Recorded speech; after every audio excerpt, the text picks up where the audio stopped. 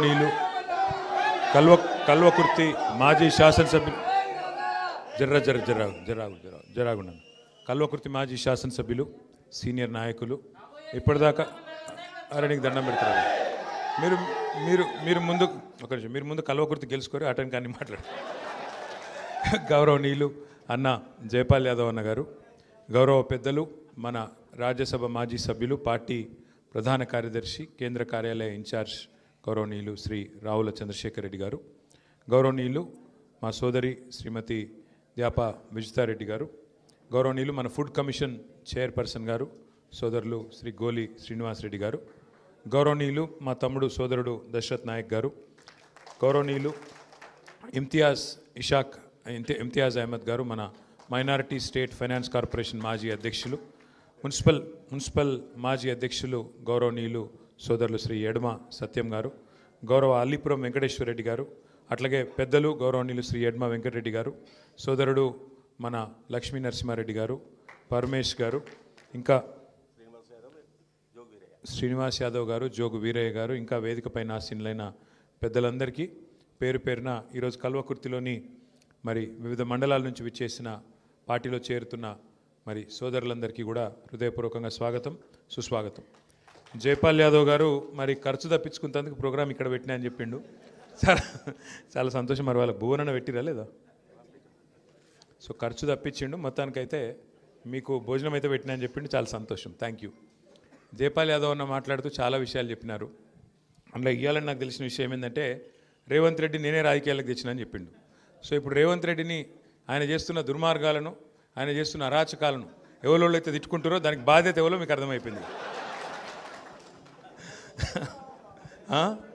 ఇక మరి నిన్ను తిట్టుకుంటారు. ఇలా నువ్వు సీక్రెట్ చెప్పినావు, రేపటి నుంచి నిన్నే తిట్టుకుంటారు, నువ్వు తెచ్చినావు రాజకీయాలకని. సరే, రాజకీయాల్లో అధికారం ఎవరికి శాశ్వతం కాదు. అప్పుడప్పుడు గెలుపు ఉంటుంది, అప్పుడప్పుడు ఓటమి ఉంటుంది. దాని గురించి పెద్ద ఆందోళన పడాల్సిన అవసరం ఏం లేదు. ఎందుకంటే ఈ దేశంలో మనం చాలా చూసినాం. ఇందిరాగాంధీ లాంటి గొప్ప నాయకురాలు, బాగా ప్రజాదరణ కలిగిన నాయకురాలు కూడా ఓడిపోయింది. ఎన్టీ రామారావు లాంటి సూపర్ స్టార్, ఎందుకంటే అసలు ఒకప్పుడు దేవుడు అంటేనే ఎన్టీ రామారావు. కృష్ణుడన్నా రాముడన్నా ఎట్లుంటాడో అసలు రాముడు కృష్ణుడి కంటే కూడా ఎన్టీ రామారావు గారు సినిమాల్లో ఆయన పాత్ర ఏదైతే ఉండేనో దాన్నే మరి ఇంట్లల్లో అంతా క్యాలెండర్లలో ఉంటుండే. అట్లాంటి ఎన్టీ రామారావు గారు కూడా ఈ దేశంలో మన కల్వకుర్తిలోనే ఓడిపోయినారు. కాబట్టి రాజకీయాల్లో గెలుపులు ఓటములు, ఎత్తు పల్లాలు ఇవన్నీ చాలా చాలా సహజం. 10 ఏళ్ళు మనకు తెలంగాణ రాష్ట్రం సాధించుకున్న తర్వాత ప్రజలు మనకు అవకాశం ఇచ్చినారు. అవకాశం ఇచ్చినాక కల్వకుర్తిలో ఏమేమి చేసినారు కేసీఆర్ గారి నాయకత్వంలో అనే విషయం వివరంగా ఇప్పుడే జయపాల్ యాదవ్ గారు చెప్పినారు. రాష్ట్రంలోనే అత్యధికంగా వ్యవసాయ పంపు సెట్లు ఉన్న కాన్స్టిట్యున్సీ కల్వకుర్తి. అట్లాంటి కల్వకుర్తిలో ఎన్ని సబ్స్టేషన్లు, ఎన్ని ట్రాన్స్ఫారంలు, 24 గంటల కరెంట్ ఇవ్వడానికి ఎంత ప్రయత్నం చేసిందో కేసీఆర్ ప్రభుత్వం చాలా వివరంగా అన్నగారు చెప్పినారు. చాలా సంతోషం. దాంతోపాటు ఉమ్మడి పాలమూరు జిల్లాలో, ఉమ్మడి మహబూబ్నగర్ జిల్లాలో ప్రస్తుత నాగర్ కర్నూలు, వనపర్తి, అట్లాగే గద్వాల, నారాయణపేట, మహబూబ్నగర్ జిల్లాల్లో కొత్తగా కేసీఆర్ గారి ప్రభుత్వం వచ్చిన తర్వాత, తెలంగాణ రాష్ట్రం వచ్చిన తర్వాత 8 లక్షల ఎకరాలకు సాగునీరు ఇచ్చిన ప్రభుత్వం కేసీఆర్ ప్రభుత్వం అనే మాట నేను మీకు గుర్తు చేస్తా ఉన్నాను.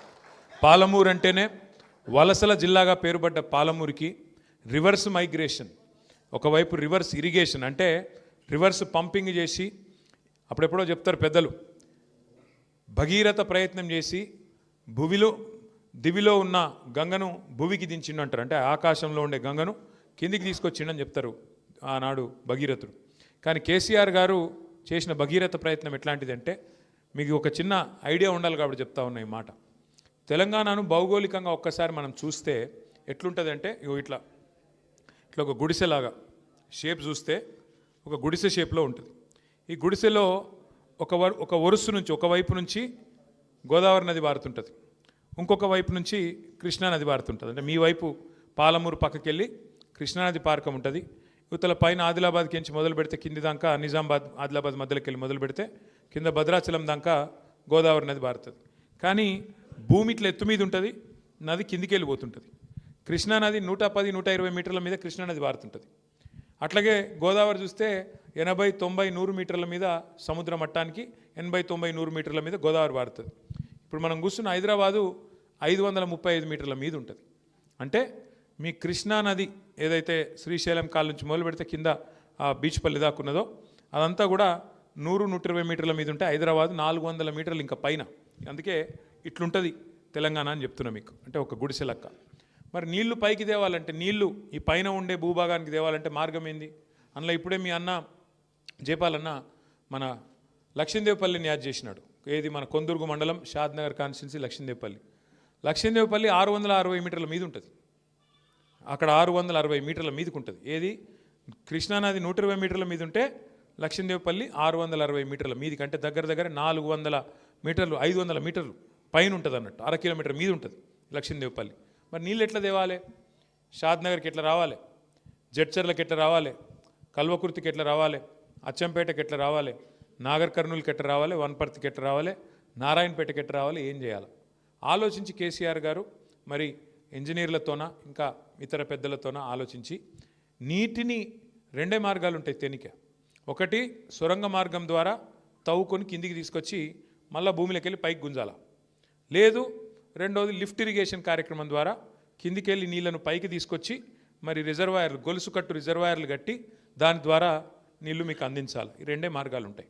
అందుకే కాళేశ్వరం అనే ప్రాజెక్టు గోదావరి మీద, అట్లాగే ఇక్కడ పాలమూరు రంగారెడ్డి ఎత్తిపోతల పథకం అనేది మనకు కృష్ణానది మీద కట్టింది కేసీఆర్ గారు.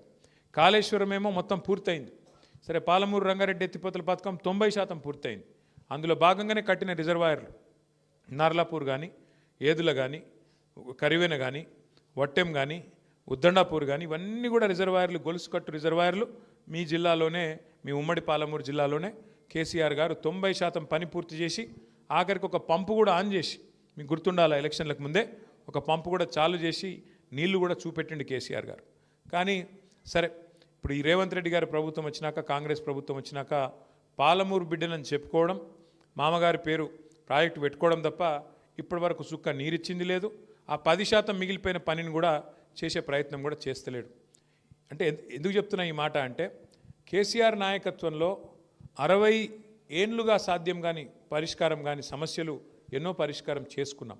కరెంటు సమస్య మీకు తెలుసు ఎంత తీవ్రంగా ఉండేనో. కల్వకుర్తిలో ఎంతమంది చచ్చిపోయినారో రైతులు, ఎంతమంది ఎంత బాధపడ్డారో తెలంగాణ రాక మునుపు కరెంటు కోసం మీకు తెలుసు. తిప్పి కొడితే ఫ్రీ కరెంట్ అని రాజశేఖర రెడ్డి గారు ఉన్నప్పుడు తెచ్చినారు, ఉచిత కరెంట్ అని. కానీ ఆ ఉచిత కరెంట్ ఉత్త కరెంటే అది. ఎందుకంటే 6 గంటలు కూడా ఎన్నడూ చక్కగా ఉండేది కాదు కరెంటు. అది కూడా పొద్దున 3 గంటలు, రాత్రి 3 గంటలు తప్ప ఉచిత కరెంటు వ్యవసాయానికి ఎన్నడూ 6 గంటలు ఒకటేసారి ఇచ్చిందైతే లేదు. పారిన మడే వారుతుంది ఆ వచ్చే నీళ్ళతోన, ఇంకో మడి వారదు, నీళ్లు రావు. అర్ధరాత్రి పోయి కాపలా కూర్చుంటే కూడా దొంగల కాపలా కాసినట్టు కాపలా కాస్తే కూడా కరెంట్ ఎన్నడూ చక్కగా వచ్చేది కాదు కాంగ్రెస్ ప్రభుత్వంలో. ఇది నేను చెప్తలేను, స్వయంగా రేవంత్ రెడ్డి గారు చెప్పిండు. వాళ్ళ నాయన చచ్చిపోతే ఆ రోజు కాంగ్రెస్ ప్రభుత్వం ఉంటే రేవంత్ రెడ్డి గారు అసెంబ్లీలో చెప్పినాడు, అక్కడిక్కడ కూడా చెప్పలే, అసెంబ్లీలోనే చెప్పిండు. ఏమని చెప్పిండు?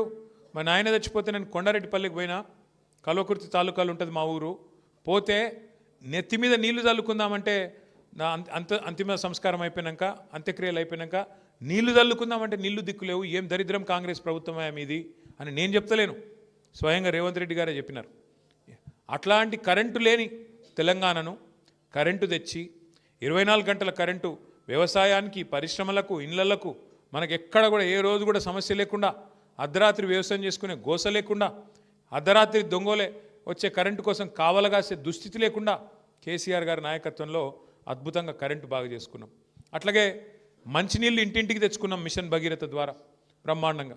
అట్లాగే సాగునీరు 80 మీటర్ల పైనుండే గోదావరిని నీళ్ళని తీసుకొచ్చి 618 మీటర్లుండే కొండపోచమ్మ సాగర్ నింపుకున్నాం.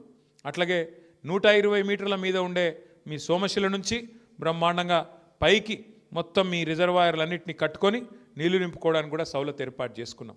అట్లే రైతన్నల కోసం స్వాతంత్రం వచ్చిన తర్వాత మొట్టమొదటిసారి ఏ నాయకుడు, ఏ ముఖ్యమంత్రి, ఏ ప్రధానమంత్రి చేయని ఒక వినూత్నమైన ఆలోచన, రైతుకు పెట్టుబడి సాయం అందించాలి అనే ఒక ఆలోచన చేసి 1 కాదు 2 కాదు 73,000 కోట్ల రూపాయలు, 1 2 కాదు 11 పంటలు 11 సీజన్లకు 73,000 కోట్ల రూపాయలు బ్రహ్మాండంగా మీకు రైతు బంధు నాటేసే టైం వచ్చిందంటే బ్రహ్మాండంగా టింగు మన ఫోన్ మోగుతుండే, మీరు ఏం పైరవి చేసే అవసరం లేకుండా, దరఖాస్తు పెట్టే అవసరం లేకుండా, దండం పెట్టే అవసరం లేకుండా ఖాతాలో వచ్చి పైసలు పడేది. సరే ఇన్ని చేసినాం, మరి ఎందుకు ఓడిపోయినాం? ఎందుకంటే ఒకటే ఒక కారణం ఉంది, మన నాయకుల అనైక్యత. ఒకళ్ళంటే ఒకళ్ళు ఓర్వలేనితనం, పని చేసినా చెప్పుకోకపోవడం. ఇప్పుడు ఒక ఊళ్ళే నలుగురు నాయకులు ఉంటారు, జైపాల్ యాదవ్ అన్న కానీ లేకపోతే ఇంకెవరైనా సరే ఎమ్మెల్యే అంటే ఆయన ఏం చేస్తాడు, ఆయనకు ఇద్దరు బాగా పరిచయం అవుతారు, ఒక ఇద్దరు అంత పరిచయం గారు. ఇక ఆ ఊళ్ళో కొంగనే జైపాల్ అన్న ఏం చేస్తాడు, లక్ష్మీనరసింహారెడ్డిగా రావా అని చెప్పి ఆయనని దగ్గర తీసుకుంటాడు. ఆయన దగ్గర తీసుకునే వరకు మిగతా ముగ్గురికి కోపం వస్తుంది. అగో మేము పని అంతా మేము చేస్తాము, ఈ లక్ష్మీనరసింహారెడ్డినేమో బాగా ఎత్తుకుంటున్నాడు, తెలిసి రావాలి జైపాల్ యాదవ్కు, మంచిగా అయింది, ఒక్కసారి మా ఊళ్ళో మనం పని చేయకపోతే ఏమవుతుందో తెలుస్తుంది అని అట్లా కోపం. రెండోది ఏమైంది, రైతు బంధు విషయంలో కూడా ఇయ్యనప్పుడు ఎవడు ఇయ్యనే లేదు, కాంగ్రెస్ వాడు ఇయ్యలేదు, తెలుగుదేశం ఇయ్యలేదు, ఎవరు ఇయ్యలేదు దేశంలో కేసీఆర్ ఇచ్చే ముందు. కానీ ఇచ్చుడు మొదలుపెట్టినాక అందులో ఇచ్చికాయలు ఏంటిది, అగో జైపాల్ యాదవ్కు 50 ఎకరాలు ఉంది, గోలి శ్రీనివాసరెడ్డికి 10 ఎకరాలు ఉంది, మరి జైపాల్ యాదవ్కి ఎందుకు ఇవ్వాలి అని గోలి శ్రీనివాసరెడ్డి లొల్లి. అరే నీకు వచ్చినది నీకు వస్తుంది కదా అంటే, నాకు ఇవ్వకపోయినా పర్లేదు ఆయనకి ఎందుకు ఇస్తున్నావు? అరే ఇది ఎక్కడి బాధ రాబోయే అంటే అంతే. ఇక అట్లా అయిపోయింది సమాజం. ఎందుకంటే నాకు వచ్చిందన్నది అంత లేదు, గాయనకి ఎందుకు ఇస్తున్నావు ఎక్కువ, ఆయన బలిసినోడు ఆయనకి ఎందుకు ఇస్తున్నావు? అరే వాళ్ళు పర్సెంటేజ్ చూసుకోండి తమ్మి, ఏం లేదు అందులో 2% కూడా లేరా అసంటోళ్ళు, 1.2% కూడా లేరా అంటే అది నేటిది లేదు. ఇంకా ఊళ్ళల్లో ఇంకొకటి కూడా మోపైంది, ఏ మాటకు ఆ మాట చెప్పుకుంటే. ఇవాళ రేపు ప్రతి ఒక్కరి చేతిలో ఫోన్ ఒకటి మోపైంది. ఇక ఆ ఫోన్లలో ఏం లేదు, ఇక తినేటప్పుడు గిదే, బాత్రూంలో గిదే, ఉన్నమాట చెప్తున్నా నేను, అంతేనా? ఏమైపోయిందంటే ఇక అందులో ఏమున్నది, తిట్టటోనికి ఎక్కువ గిరాకీ. ఆ కేసీఆర్ ఇంట్లోకి వెళ్ళి ఇస్తుండా, మరి ఇదివరకు నోడేవాడని ఇంట్లోకి వెళ్ళి ఇచ్చిండా? ఒకడు 3 పంటలకు ఇవ్వాలని అప్పుడు రేవంత్ రెడ్డి చెప్పిండు, 2 పంటలకు ఇస్తారా 3వ పంటకి ఇవ్వవా అని ఒకడు అంటాడు, ఇంట్లోకి వెళ్ళి ఇస్తుండా అని ఇంకోటి అంటాడు. మరి ఇదివరకు నోడేవాడని ఇచ్చిండా? ఇదివరకు 200 రూపాయలు పెన్షన్ ఇస్తే ఆహా ఓహో అన్నారు, మరి 2000 పెన్షన్ ఇస్తేనేమో 10 రెట్లు పెంచి 2000 చేస్తే దానికి మాత్రం ఇంట్లోకి వెళ్ళి ఇస్తుండా అని దీర్ఘాలు తీసుడు. ఇట్లాంటి కార్యక్రమాల వల్ల మనది మనం చక్కగా చెప్పుకోకపోవడం వల్ల, మన పని చేసి కూడా చక్కగా మార్కెటింగ్ చేసుకోకపోవడం, అవతలవాడు అబద్ధాలు ప్రచారం చేయడం, అవతలవాడు చెప్పిన అబద్ధాలనే ప్రజలు నమ్మేటట్టుగా ఇంకో 10 మంది యూట్యూబ్లలో లైన్లో పోగై వాళ్ళు చెప్పుడు, అవి మనం ఎక్కువ నమ్ముడు. ఎందుకంటే మన సమాజం ఎట్లా అంటే, ఇప్పుడు జైపాల్ యాదవ్ గారు చాలా మంచోడు అని నేను చెప్తే మీరు నమ్మరు. జైపాల్ యాదవ్ సాబ్ చాలా మంచోడు, గొప్పవాడు, ఆయనకు అర్జెంటుగా ఓటేయండి అంటే నమ్మరు. అదే జైపాల్ అన్న ఇప్పుడు వచ్చేటప్పుడు ఇక్కడ 2 మర్డర్లు చేసి వచ్చిందంటే నమ్ముతారు. ఓ అవునా, ఎక్కడో చేసే ఉంటాడు, నిజమే, అంతే తప్ప మనిషి నైజం అది. కాబట్టి ఎంత విచిత్రం అంటే, మాకు కూడా కొన్ని ఆలోచిస్తే మొత్తం కాళేశ్వరం ప్రాజెక్టుకి అయిన ఖర్చే 93,000 కోట్లు. అంత పెద్ద ప్రాజెక్టు, 45 లక్షల ఎకరాలకు నీళ్ళు ఇచ్చే ప్రాజెక్టు, మొత్తం అయిన ఖర్చు ఎంత? 93,000 కోట్లు. కానీ రాహుల్ గాంధీ వస్తాడు ఢిల్లీకి వెళ్ళి 1,00,000 కోట్ల కుంభకోణం అంటాడు. మనకు అర్థం కాదు, ఏమయ్యా ఖర్చు అయిందే 93,000 కోట్లు, అన్న నీళ్లు రానేవట్టే, గిని కనబడనేవట్టే, సొరంగాలు కనబడుతున్నాయి, పైప్ లైన్లు కనబడుతున్నాయి, కాలువలు కనబడుతున్నాయి, సబ్స్టేషన్లు కనబడుతున్నాయి, అది ప్రపంచంలోనే అతిపెద్ద లిఫ్ట్ ఇరిగేషన్ ప్రాజెక్టు. మరి ఇక 1,00,000 కోట్ల కుంభకోణం అంటే ఎట్లా? ఇది కూడా అడగడు, నమ్ముడే. 1,00,000 కోట్ల కుంభకోణం, 1,00,000 కోట్ల కుంభకోణం అని 1,00,000 గొంతులు వేసుకొని ఉర్రాలి, నమ్మాలి, ఆయనతో బాయ్ పడాలి. ఇక మూయిదికెళ్ళి ఇంకోటి, కేసీఆర్ 2,000 ఇస్తుండా, నేను 4,000 ఇస్తా. కేసీఆర్ 10,000 ఇస్తుండా, నేను 15,000 ఇస్తా. కేసీఆర్ 1,00,000 రూపాయలు ఇస్తుండా లగ్గానికి, నేను తులం బంగారం ఇస్తా. ఆయనతో నమ్మినరు, 6 గ్యారెంటీల గారెడ్ల పడ్డరు. ఏందో జరుగుతుంది అల్లం బెల్లం అని చెప్పి స్కూటీలు ఇస్తా, ఇది ఇస్తా, అది ఇస్తా, అది ఇస్తా, ఇది ఇస్తా అని చెప్పి 420 హామీలు ఇచ్చే వరకు మర్చిపోయినరు. కాంగ్రెస్ వాళ్ళు ఎంత లంగలో మర్చిపోయారు అందరు. ఎందుకంటే 10 ఏళ్ళు అయింది కదా, ఒక కొత్త తరం వచ్చింది. ఈ కొత్త తరం వల్ల కాంగ్రెస్ వాళ్ళు ఎంత దుర్మార్గులో తెలియదు, ఎంత దుర్మార్గులు ఎంత మోసగాలు తెలియక ఆయనతో నమ్మిండు, జై జై అని చెప్పి ఆయనతో నారాయణ రెడ్డిని గెలిపించారు కల్వకుర్తిలో. ఇప్పుడు ఏమైంది? అదే నారాయణ రెడ్డి తిడతాడు ఇప్పుడు, ఆసుపత్రి ఇట్లుంది అట్లుంది. నేను చూసి నేను పరిశాన్ అయితే, ఈయన నిన్ననే ఊడిపడ్డాడు ఏం రాబోయే రాజకీయంలో అని. మరి 60 ఏళ్ళు నీ గవర్నమెంట్ ఉండే కదా, 2 ఏళ్ళు నీ గవర్నమెంట్, ఇప్పుడున్నది ఇదివరకు 60 ఏళ్ళు నువ్వే ఉంటావు కదా. ఆసుపత్రి ఇట్లుంది అట్లుంది అంటే మరి ఎవడు బాధ్యుడు? 60 ఏళ్ళు ప్రభుత్వం చేసినోడు బాధ్యుడా? 10 ఏళ్ళు నడిపిన కేసీఆర్ గారు బాధ్యుడా? ఎవరు బాధ్యుడే? నాకు అర్థం కాదు. ఇట్లాంటి వాళ్ళు ఇవాళ నాయకులు వాళ్ళ పార్టీని వాళ్ళు విమర్శించేటోళ్ళు చాలామంది తయారైనారు. కానీ ఒక్క మాట మాత్రం దయచేసి అందరం గుర్తు చేసుకోవాలి. ఎందుకంటే చాలా సందర్భాల్లో ఏమైందంటే, మనకు కూడా కొన్నిసార్లు కొన్ని విషయాలు అలవాటు అయిపోయాక మనకు విలువ తెలియదు. ఇప్పుడు రైతు బంధు మంచిగా టింగు టింగు అని పడుతుంటేనేమో విలువ తెలియలే.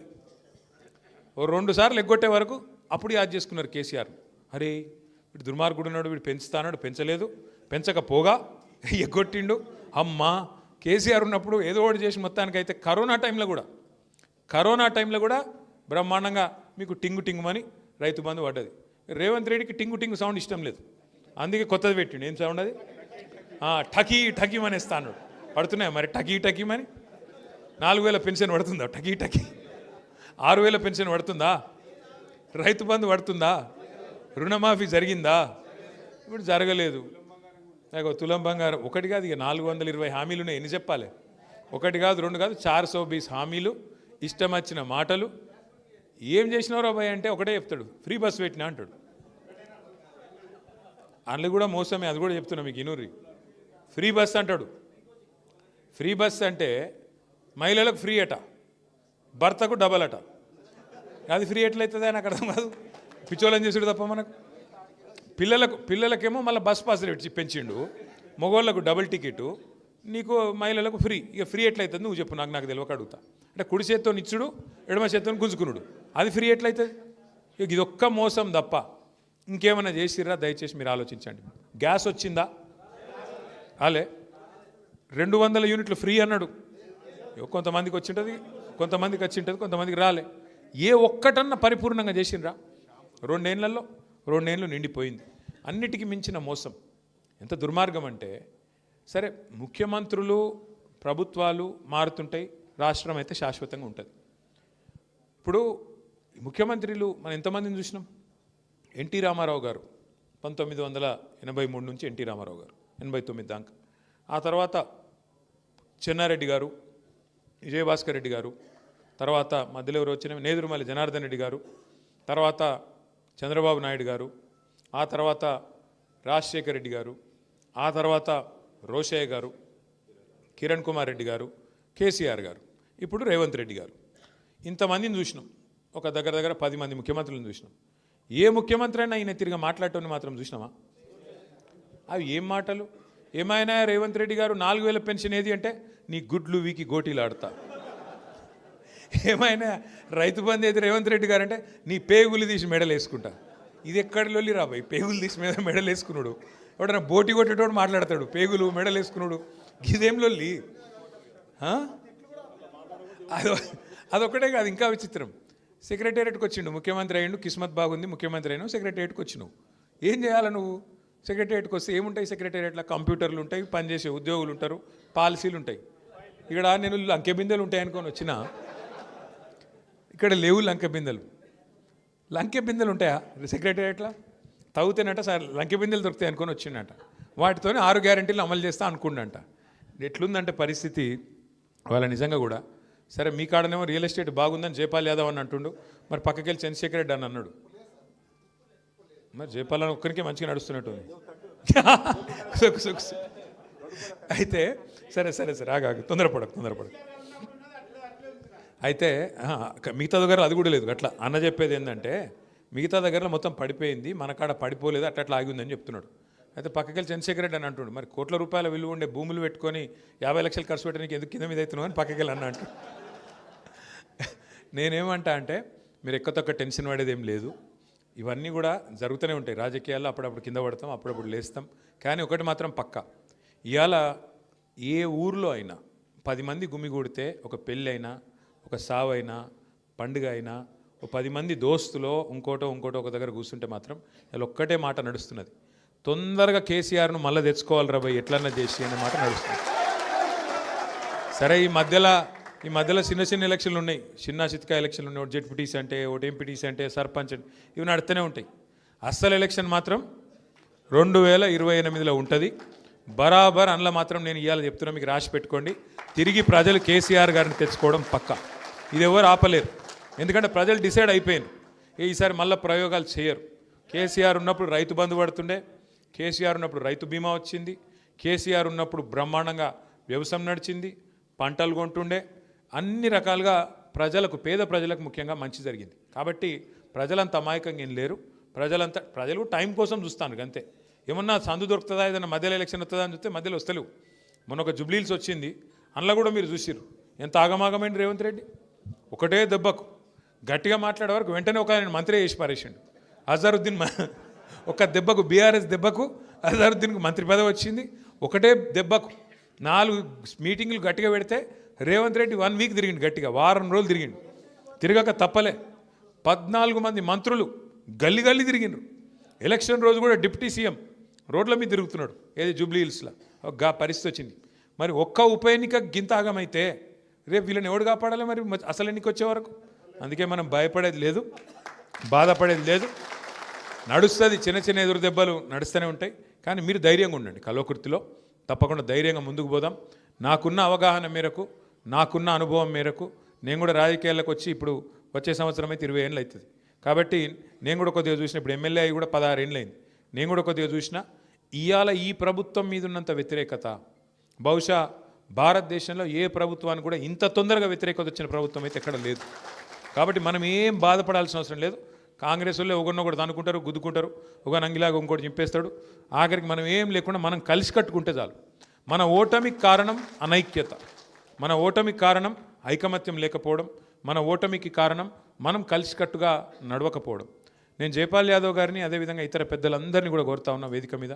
రేపు ఇంకా చాలా మార్పులు చేర్పులు ఉంటాయి. సర్పంచ్ ఎలక్షన్లు అయిపోగానే మనం కూడా వెంటనే మెంబర్షిప్ కార్యక్రమం పెట్టుకుందాం, సంస్థాగత నిర్మాణం చేసుకుందాం, క్యాడర్ను బ్రహ్మాండంగా తయారు చేసుకుందాం.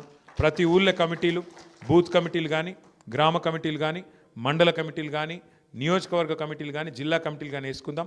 వచ్చే సంవత్సరంలో మనకు ప్రతి జిల్లాలో ఆ పార్టీ ఆఫీస్ ఉన్నది. మీ నార్కర్నూలు జిల్లాలో ఉన్నది, రంగారెడ్డి జిల్లాలో పార్టీ ఆఫీస్ ఉన్నది. ఎక్కడికక్కడ జిల్లాల్లో శిక్షణ కార్యక్రమాలు పెట్టుకుందాం. అన్ని విషయాలు మీకు తెలియాలి. రేవంత్ రెడ్డి చేస్తున్న మోసం మీకు తెలిస్తేనే ప్రజలకు తెలుస్తుంది. ఒక 2 విషయాలు మాత్రం నేను చెప్పి ముగిస్తాను. 2 మోసాలు ఆయన ఇప్పుడు తాత్కాలికంగా ఏదైతే ఇప్పుడు రైట్ నౌ నడుస్తున్న మోసాలు. ఒకటి, బీసీ రిజర్వేషన్ల విషయంలో జరిగిన మోసం.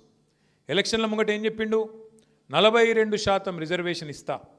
ఏది ఒక సర్పంచ్ పదవి, ఎంపీటీస్ పదవి కాదు, 42% రిజర్వేషన్ ఉద్యోగాలలో ఇస్తా, 42% రిజర్వేషన్ విద్యలో ఇస్తా, 42% రిజర్వేషన్ ప్రభుత్వ కాంట్రాక్ట్లలో కూడా ఇస్తా. మీ ఊళ్ళో వేసే సీసీ రోడ్లు, మోరీలు అందులో కూడా బీసీలకు 42% ఇస్తా అని చెప్పిండు. ఎస్సీ ఎస్టీలకు 28% ఇస్తా అని చెప్పిండు. ఏది కాంట్రాక్ట్లలో వాటా అందులో కూడా ఇస్తా అని చెప్పిండు. సంవత్సరానికి 20,000 కోట్ల బడ్జెట్ పెడతా అని చెప్పిండు. ఏది బీసీలకు. అంటే 5 ఏళ్లలో 1,00,000 కోట్ల బడ్జెట్ ఇస్తా, ప్రతి సంవత్సరం 20,000 కోట్ల బడ్జెట్ ఇస్తా అని చెప్పిండు. 2 బడ్జెట్లు అయిపోయినాయి. 2 బడ్జెట్లు కలిపి కూడా 12-13 కోట్లు దాటి పెట్టలే. 40,000 కోట్లు పెడతా అని చెప్పి 12-13 కోట్లు కూడా పెట్టలే. దాంతోపాటు రిజర్వేషన్ ఏదో కేసీఆర్ గారు తగ్గించిండు, నేను పెంచుతా, మొత్తం కేసీఆరే అన్యాయం చేసిండు అని అడ్డం పొడువు అసెంబ్లీలో బయట మాట్లాడిండు, మీరు చూసే ఉంటారు. కేసీఆర్ గారు ఉన్నప్పుడు ఆనాడు పంచాయతీ ఎన్నికల్లో 24% రిజర్వేషన్ ఉండే బీసీలకు. మరి ఇలా ఎంతున్నది బీసీలకు పంచాయతీల ఎన్నికల్లో? చెప్పిందేమో 42, ఇచ్చిందేమో 17. అంటే 25%. నార్కర్నూలు జిల్లా అయితే 13% బీసీలకు. మరి బీసీ సోదరులు బుద్ధి చెప్తారా, చెప్పరా? ఇంత మోసం చేసిన ప్రభుత్వం ఎన్ని డ్రామాలు చేసిండు మధ్యలో. ఒకరోజు జీవో ఇచ్చినా అంటాడు, ఒకరోజు బిల్లు సంతకం పెట్టినా అంటాడు, ఇంకో రోజు రాజ్యాంగ సవరణతోనే సాధ్యం అంటాడు, ఇంకో రోజు పార్టీ పరంగా రిజర్వేషన్లు ఇస్తా అంటాడు. ఇన్ని డ్రామాలు చేసి ఆఖరికి తడిగుడ్డతోని ఇవాళ బీసీల గొంతు కోసిండు రేవంత్ రెడ్డి గారు. మరి ఆయనను బుద్ధి చెప్తారా? కల్వకుర్తి తాలూకాలో చెప్పరా? మా బీసీ సోదరులే మీరే ఆలోచించాలా, మీరే డిసైడ్ చేయాలా, మీరే నిర్ణయం తీసుకోవాలని చెప్పి నేను కోరుతా ఉన్నాను. రెండవది, ఇవాళ ఇంకొక మోసం. హైదరాబాదులో అట్లాగే మొత్తం తెలంగాణలో, దేశంలో కూడా ఎవరన్నా పరిశ్రమ పెట్టాలి అంటే ప్రభుత్వమే చాలా తక్కువ ధరకు భూములు ఇస్తుంది. ఎట్లా అంటే ఉదాహరణకు ఇప్పుడు మన ప్రభుత్వం ఉన్నప్పుడు కూడా, ఇప్పుడు ఉదాహరణకు నేను చెప్తున్నా, వేరే ఏమనుకోకండి. ఎడమ సత్యం ఉన్నాడు. సత్యం వచ్చి, అన్న నేను ఒక అపార్ట్మెంట్ కట్టుకుంటా, నాకు 2 ఎకరాల భూమి అంటే నేను ఇస్తానా? అపార్ట్మెంట్కి నేను ఎందుకు ఇస్తానా? ఇయ్యా, నువ్వు పరిశ్రమ పెడతా అంటే ఇస్తా అని చెప్తా.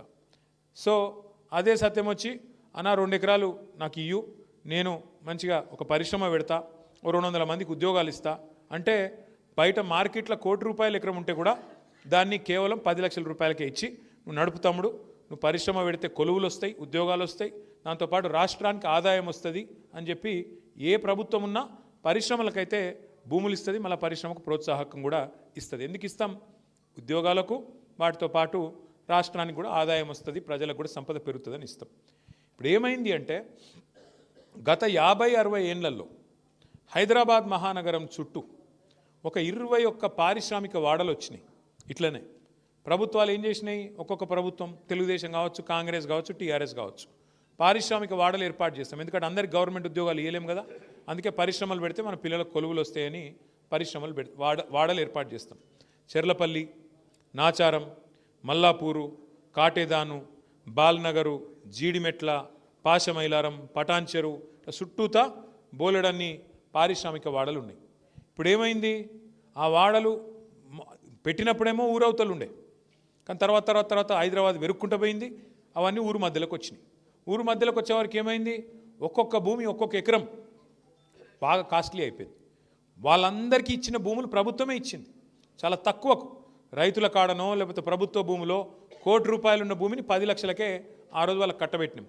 ఇవాళ రేవంత్ రెడ్డి గారి నిర్ణయం ఏం తెలుసా, ఆయన ప్రభుత్వం నిర్ణయం 9,300 ఎకరాల భూమి, ఏది హైదరాబాద్లోని 21 పారిశ్రామిక వాడల్లో 9,300 ఎకరాల భూమి. అంటే ఒక్కొక్క ఎకరం హైదరాబాద్లో ఎక్కడ కూడా 40-50 కోట్లకు ఎక్కడ తక్కువ లేదు ఎకరం. నేను చెప్పేది ఎక్కడ కూడా 1,50,000-2 లక్షల రూపాయలకు తక్కువ లేదు గజం. అసొంటి భూమిని రేవంత్ రెడ్డి ఏమంటుండే ఎరికేనా, మీకు గిన్న ఇప్పుడు మీరు పారిశ్రామికవేత్త, మీకు ఇచ్చింది ఎందుకు ప్రభుత్వం భూమి, ఉద్యోగాలు ఇస్తావని, అట్లాగే తక్కువ ధరకు మీకు ప్రభుత్వానికి ఏమైనా ఆదాయం వస్తుందని ఇచ్చినాం. ఇలా దరఖాస్తు పెట్టుకుంటే చాలంట ఎస్ఆర్ఓ వాల్యూ మీద. ఎస్ఆర్ఓ అంటే రిజిస్ట్రేషన్ వాల్యూ, ముందే రిజిస్ట్రేషన్ వాల్యూ తక్కువ ఉంటుంది మార్కెట్ మీద చూస్తే. ఇప్పుడు మీ కల్వకుర్తి ఉంది, కల్వకుర్తిలో ఎకరం నిజానికి మార్కెట్లో ₹1,00,00,000 ఉండొచ్చు, రిజిస్ట్రేషన్ 5 లక్షలు 10 లక్షలు ఉంటుంది, అంతేనా?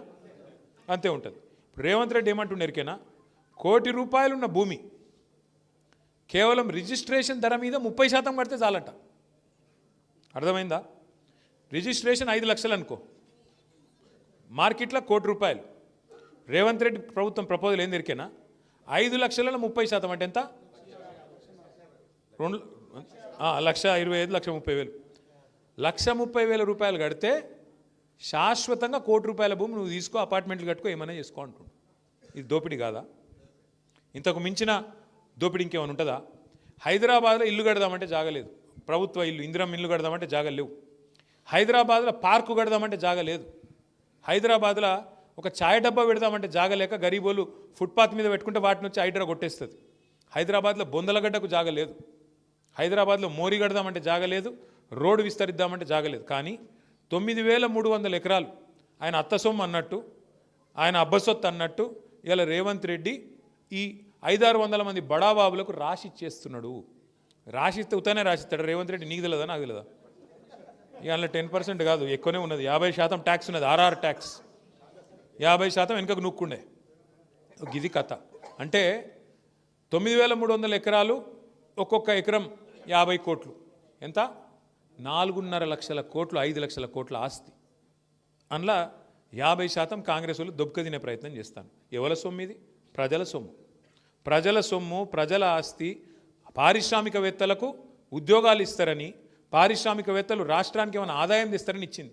ఇక నా ఇష్టం ఉన్నట్టు నేను అపార్ట్మెంట్లు కట్టుకుంటా, మాల్స్ కట్టుకుంటా, నీ అయ్యే సొమ్మా వాన అయ్యే సొమ్మా?